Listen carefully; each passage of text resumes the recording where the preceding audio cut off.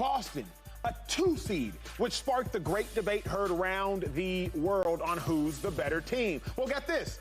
Charles Barkley actually had thoughts on the exact same thing after the game. Y'all take a listen. OG said, always said the better team always wins in a best of 7. The Miami is not better than Celtics. I'm just telling you. No. Hey, listen, I'll stick by what I said. No. The better team did not win this series. No, they're not more talented. They got more talent. You're right. The more talented team did not win this series. But the better team did. If you want to say that. But the team that had more talent didn't win the series.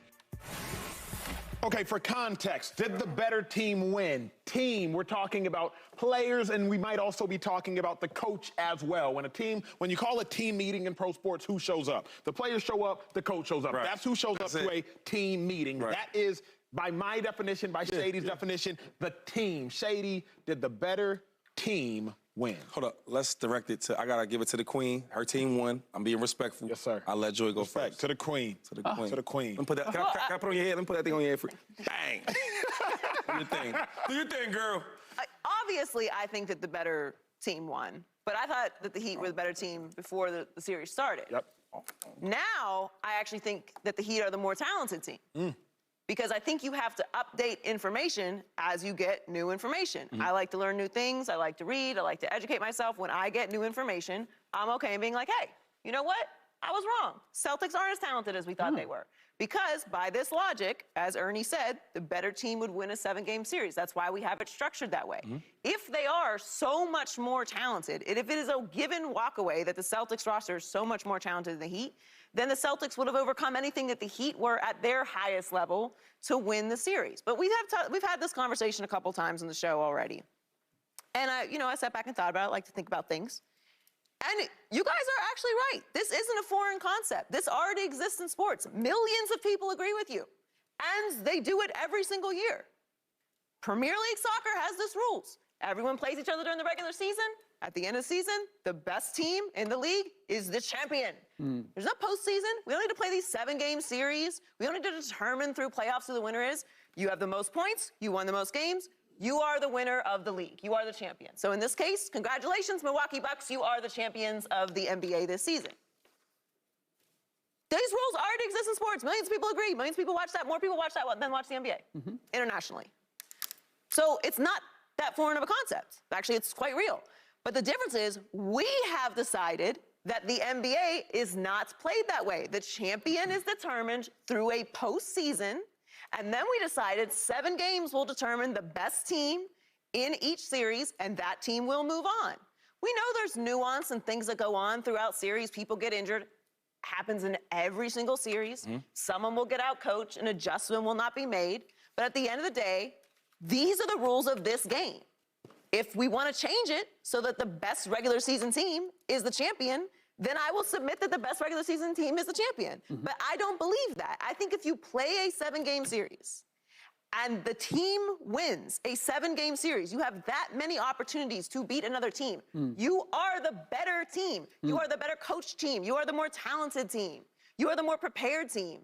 It doesn't matter how many good players you have. If those good players cannot execute and tap into the talents that they have, they're not that good. Yeah. Incredibly well said without interruption. 2-5, where are you? Hey, real quick. We all watch the series. Who's playing the best out of this whole series? Who'd you say? The Heat are playing the best out of the series. Right. And we asked about the players, right? Who's out of the Heat players, who's playing the best? Pretty much all of them. That's why they won the series. No. You gonna say Caleb? Caleb Martin was incredible. Jimmy Butler was incredible. Caleb Martin is probably playing the best out of the Heat. Gabe Vincent was incredible. Him or Jimmy? Of course. Right? 5 first-place votes, 4 It was out of 9 votes, yeah. Jimmy had 5, he had 4. And I'm surprised how well he's been playing. So my thing is, like, when we break this down, you talking about talented and a better team. My argument was always who's playing better will win, not who has the better team. But when I look at the Heat, and I go through the roster, look at the players, I've never heard nobody on this show, on any show, talk about Cade Martin as being a really good player. Not nobody, right? But the difference is he's playing better in this series than everybody else. So that goes with the argument of saying, I can't say that the Heat are a better team. I think they're playing better together. And when you look at the roster and the players that are making these plays, like Gabe, Gabe is playing so well right now. Like, they're just playing better overall. For example, like Tatum and Brown are not playing that well. Yeah. Do you know these dudes are like the top duo? They were averaging like almost 60 points together. The same reason why before the playoffs even started, when you took the survey of who's going to win the championship out of the East, everybody had the Celtics, they had the Bucks, and they had the Sixers. Nobody said nothing about the Heat. And why is that? Because people felt like the better teams were them 3 teams. Now, I was going for the Heat. I love what Jimmy Buckets brings. I love what Jimmy Butler does. So I was going from, but when we had the argument of who was a better team, it's like, let's be serious here. Come on, come on. Let me ask you this question then. Joyce brought this up in the pre-show meeting. I think this is a question, Slick, interested in your thoughts, but I got to go to Shady for one more question. At what point have you seen enough to say, you know what, maybe this player's better than that player? For example, going into the series, I would have said Marcus Smart's more valuable, more important than Bam. But after watching this 7-game series, along with the entirety of the playoffs, where Bam had a 20, 18, and 9 game, along with several other crucial games, and didn't really have that many bonehead errors. He had some down games. I'm like, you know what?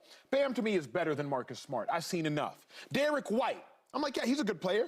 But I'm like, yeah, Caleb Martin's a good player, or Gabe Vincent's a good player. I didn't talk about Derek White before this series. I didn't talk about Caleb Martin or Gabe Vincent before this series. At what point do you see this and you're like, you know what? I'm going to have to move some of these Heat players up in my mind. You know what? Damn, you didn't talk about Derek White? Not last year in the playoffs. He was on all defense. I don't know. He's on all defense, right? So if I said to you, because I get what you're going with this, but if I said, okay, they got a first-team All-NBA, they got a second-team All-NBA, they have a Defense Player of the Year, they have a Six-Man of the Year, and they have another All-Defensive player on the team, compared to another group of guys that have one All-Star, maybe 2 All-Stars. Do you get what I'm saying? Yep. So, like, you saying upgrade them, but it's like when we just name what they have and what the other team doesn't have, we can't overlook that. Fair. The best part I'm trying to say is I'm not overlooking it, but when I watch the game and I see how the Heat are playing, they are playing better. It's a saying that goes in every locker room. You don't have to be the best team. You just got to be the best team that day, or that's serious. Best team that day. Come on. And so, listen, I respect what he's doing. I'm going for the Heat. You know, like I said before with Jimmy, I'm mad. I'm still pissed that we gave him up with the Sixers.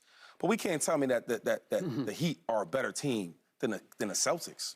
I have no problem saying that the Miami Heat are the better team and the better organization. I feel in some ways this was almost a culture war, in that the Boston Celtics are not built the way that the Miami Heat are, and the reason that the Miami Heat have had the sustained success that they've had is because of the way the organization is run from top to bottom. But I've seen teams that are extremely talented that do not live up to that talent until they get the right coach in place. And I am not going to underemphasize what Eric Spoelstra means to the Miami Heat and what he meant in this series.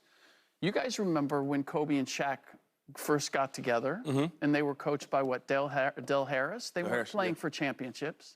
And then Phil Jackson got there, and suddenly they were.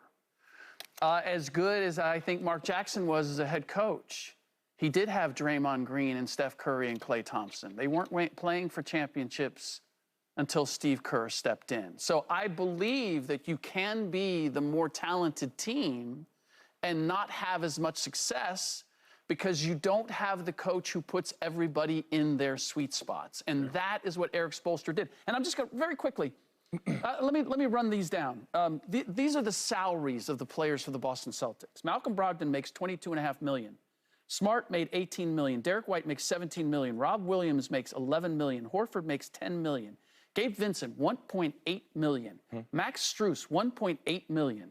Caleb Martin, $6.5 million. I went to the supporting cast right away because, to me, that's the difference. Now, you may say, Boston Celtics, man, you guys are just spending crazy money. What are you doing?